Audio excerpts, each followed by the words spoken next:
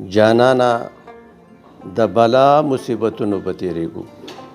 واه واه جانانا جانانا د بلا مصیبتونو په تیریږو، د زړونو چې تیریږو د دردونو په تیریږو. واه واه ډیر ښه دی.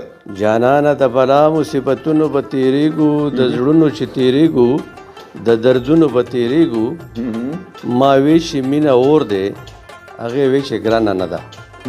ما ویل چې مینه اور دی، هغې ویل هغې وی چې ګرانه نه ده، چې مینه کوو خیر دی د اورونو به تیریږو. واه ډیر ښه دی، ډیر ښه دی.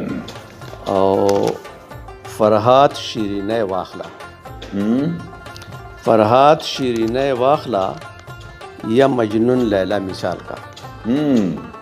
فرهاد شیرینه واخله یا مجنون لیلا مثال کا، نور سدی خو په هغه قدمونو به تیریږو. واه ډیر ښه دی. او بل شعر دی چې ارشاد.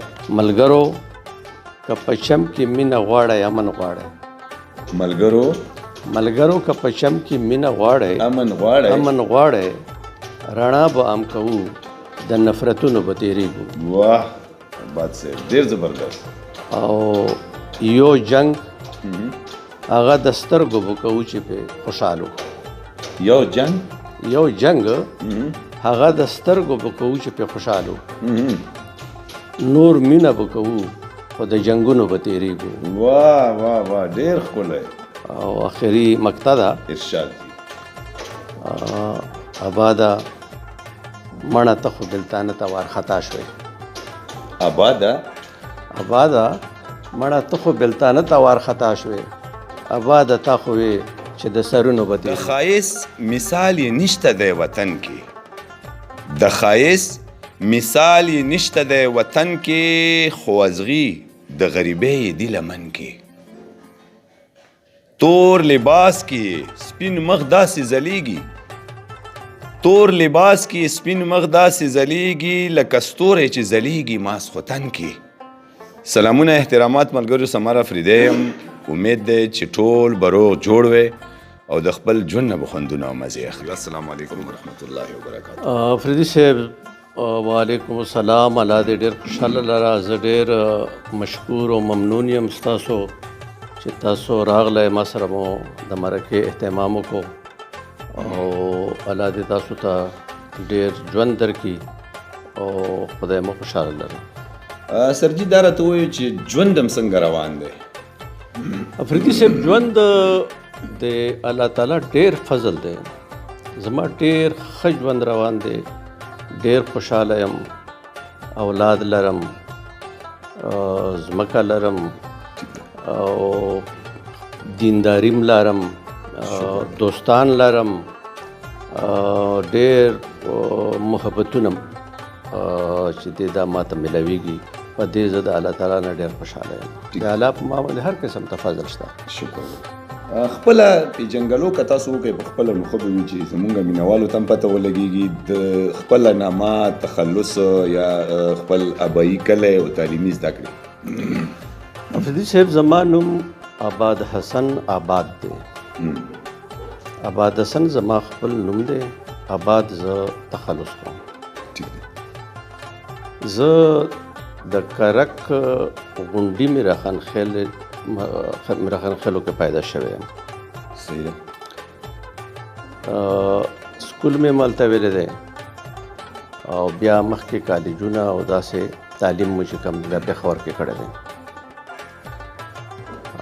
بیا هغې نه پس په صوبایي اسمبلۍ کې مې ملازمت کړی دی.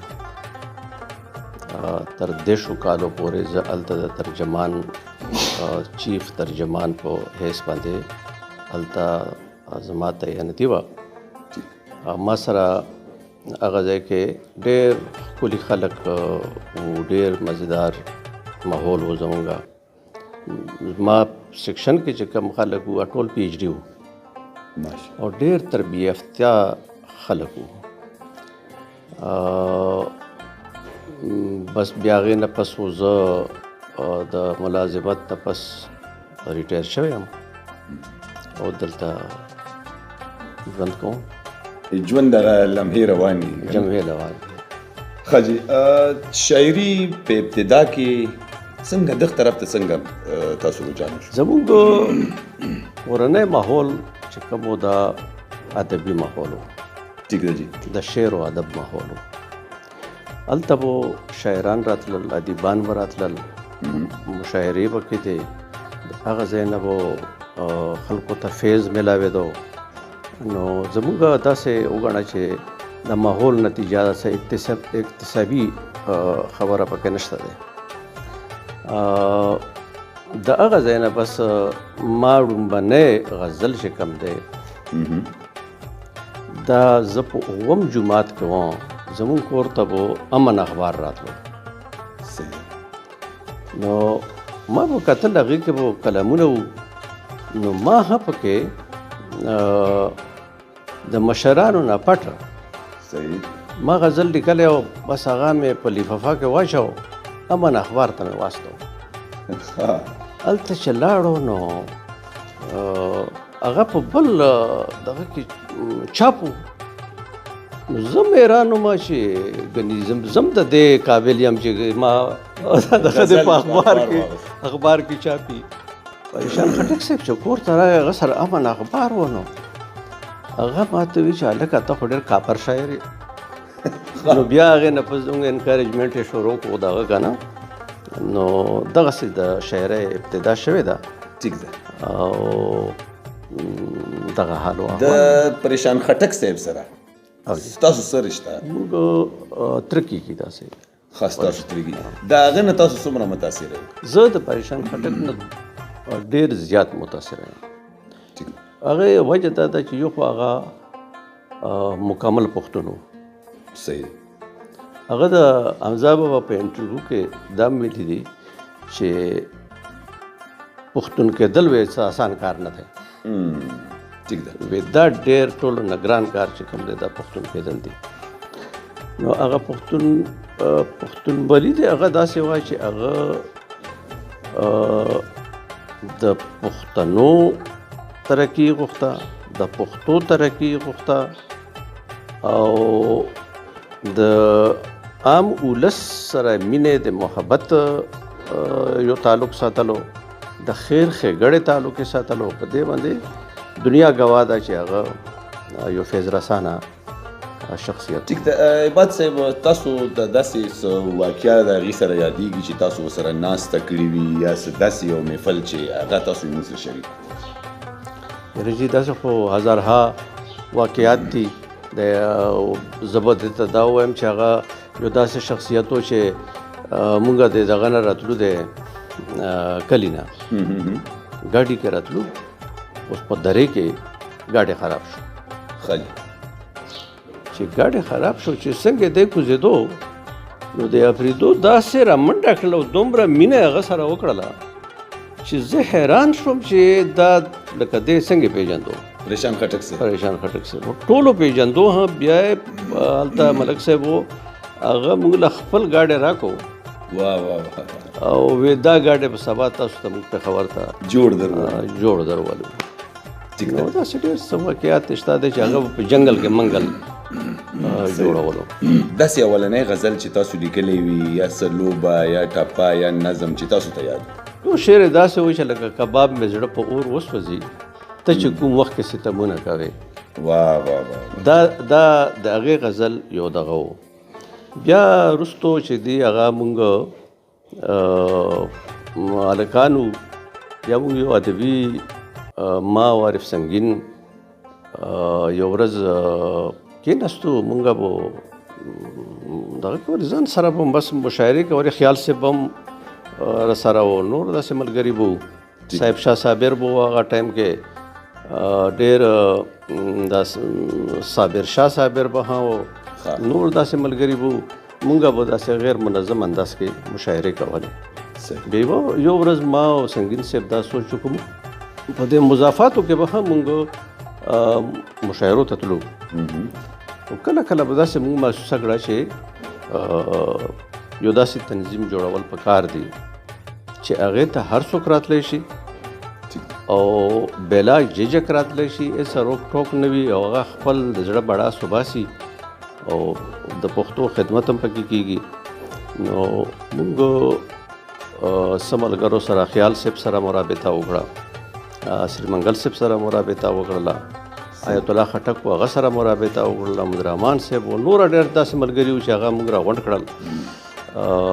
یو تنظیم مو جوړ کړو ننګیال ادبي لیکوال. د ننګیال ادبي لیکوال خدای پاک داسې زموږ نیتونه صفا او د مینې نیتونه مو هغه خدای پاک داسې کامیاب کو، داسې کامیاب کو چې د افغانستان شعرا، د پاکستان شعرا، مشران دا نه چې هلکان به مو پکې، موږ خو هلکان هغه ټایم کې خو لکه حمزه بابا شو، کلندر صاحب شو، داسې پریشان خټک صاحب شو،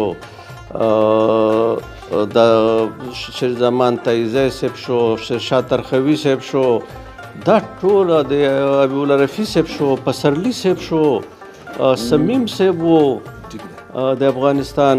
دغه ټایم کې دوی دغه ځای نه مایګریټ شوي وو. نو موږ په د اردو ساینس بورډ کې مشاعرې کولې. دا به میاشتیزه مشاعره وه او دغه تنظیم دا یو فایده هوه چې په دې کې موږ تنقیدي غونډې هم کولې.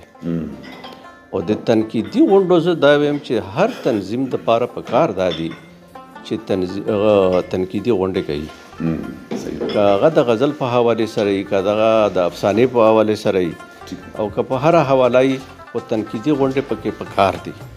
او تنقیدي غونډې ځکه پکار دي چې هغې کې چې د کم نوي شعرا راځي، لیکوال راځي، د هغوی پکې ډېر غټ تربیت کېږي، زده کړه پکې کېږي. زموږ سره یو ملګری و حاجي نواب خان نواب، هغه بیخي انپړ و، هغه یو ټکی سبق نه وویلی. موږ سره به کېناستو پاسېدو، شعر و شاعري هم کوله. نو هغه چې کوم دی، هغه اوس یو کتاب هم چاپ دی. هغه ته دا زده کړه چې کومه ده، هغه په ننګیال ادبي لیکوال کې کړې وه. تنقیدي غونډو کې به کېناستو، هغه ته د ردیف، قافیې او د فني دغه چې کوم هغه دي د غزل، هغه یې ټول هلته نه زده کړل. بیا یې شاعري شروع کړله، نو هغه یې وکړه. نو دا زه دې په بنیاد باندې وایم چې د تنقیدي غونډې د تنظیمونو کې ډېرې ضروري دي. نو موږ به هم هغه ننګیال ادبي لیکوال کې دا تنقیدي غونډې هم کولې، مشاعرې به مو هم کولې، مشران به هم راتلل، هغې نه موږ زده کړه هم کړې ده، زده کړه هم به ترې کوله. داسې بیا دې تا دا سوال کړی و چې ګنې څنګه مو دغه وکړو، د غزل ابتدا دغه کې څنګه دغه شو. نو هغه دا تقریبا د دې بس 15 کاله عمر کېږي.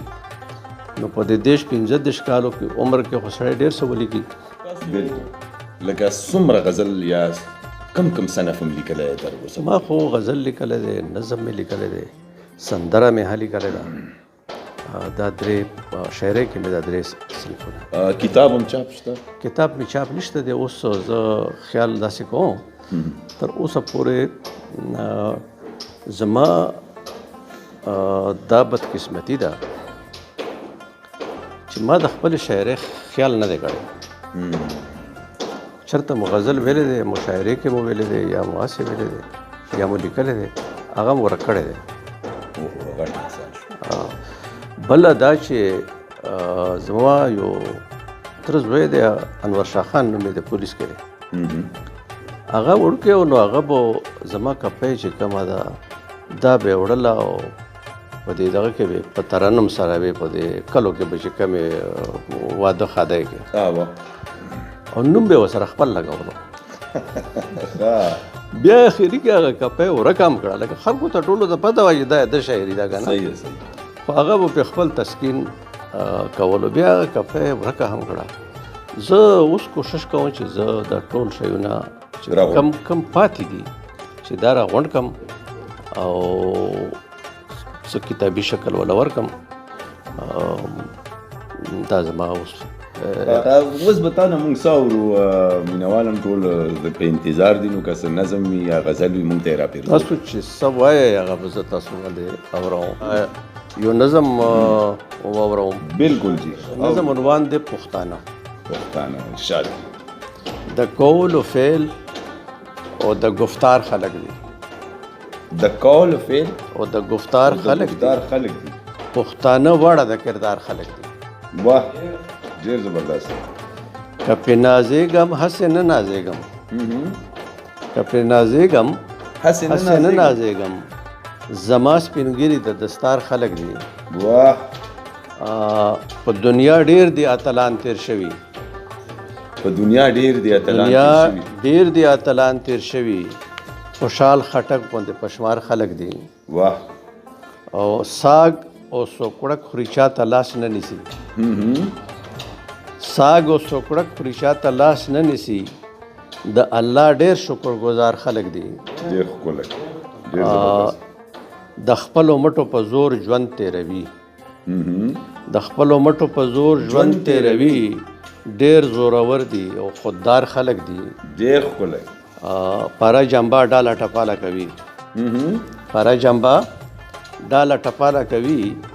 دوی د یارانو سره یار خلق دي. واه واه واه واه ډېر ښکلی شی. چې یو ځل لاس ته دوستۍ چاته ورکي. چې یو ځل لاس ته دوستۍ چاته ورکي بیا په دوستۍ کې د اعتبار خلق دي. ډېر ښکلی. عزت مني عزت کوي د هر چا. عزت مني عزت کوي د هر چا. په دې خبره عزتدار خلق دي. واه بهترین شی. او د باتورانو مخ په بره درومي. د باتورانو مخ په بره درومي. ځوانان مو هم خمار خمار خلق دي. ډېر ښکلی. من حیث القوم د اسلام منلې. په دین مین دي او دیندار خلق دي. ډېر ښکلی. بې له یو خدایه بل طاقت نه مني. بې له یو خدایه بل طاقت نه مني. پښتانه ځکه د معیار خلق دي. دا خو اوس ثابت هم شوه که نه چې بې له خدایه بل طاقت نه مني. یعنې امریکا خو ډېره توف و تفنګ سره راغلی وه. او په محمد رسول الله مین دي. واه. په محمد رسول الله مین دي. په دین ایمان باغ و بهار خلق دي. ډېر ښکلی. د مړنتوب او سړیتوب په سبب ګړ د نړۍ سترګو کې خار خلق دي. ډېر ښکلی. چې څوک یې هم شملې ته لاس اچوي نو بیا خو جنګ لره تیار خلق دي. بیا وایه جي. چې څوک یې هم شملې ته لاس اچوي نو بیا خو جنګ لره تیار خلق دي. واه واه. په ننګ ناموس باندې سودا نه کوي. په ننګ ناموس باندې سودا نه کوي. ډېر ننګیالي دي حیادار خلق دي. ډېر ښکلی. هیڅ یو طاقت یې هم والی نشي. ښه مړني دي او بیدار خلق دي. واه واه واه واه. مینه کوي په مینه سر ورکوي. مینه کوي په مینه سر ورکوي. په مینه سر ورکوي. د ښې خبرې دي د لار خلق دي. ډېر ښه. او په پت د سرو ماله هم تېروځي. په پت د سرو ماله هم تېروځي. ټولو قومونو کې سالار خلق دي. ډېر ښکلی. لویي او کبر په سر کې نشته. لویي او کبر په سر کې نشته. درویش صفت دي ملنسار خلق دي. ډېر ښکلی. یو بل ته وینې د زړګي ورکوي. یو بل ته وینې د زړګي ورکوي. بې وفا نه دي وفادار خلق دي. ډېر ښکلی. او ښېګړه کړي او زبادوي کله. ښېګړه کړي او زبادوي کله. په هره سخته کې په کار خلق دي. ډېر ښکلی. چې توریالی نه وي پښتون به نه وي. واه. چې توریالی نه وي پښتون به نه وي. مړني تل په تورازار خلق دي. واه واه واه. ډېر ښه. په لاره ځي ګلان کري تېرېږي.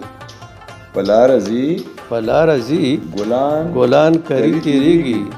په خپل فطرت ګل و ګلزار خلق دي. ډېر ښکلی. جګې شملې او جګې سترګې لري. جګې شملې او جګې سترګې لري. د لواغر کا ننګرهار خلق دي. ډېر ښه.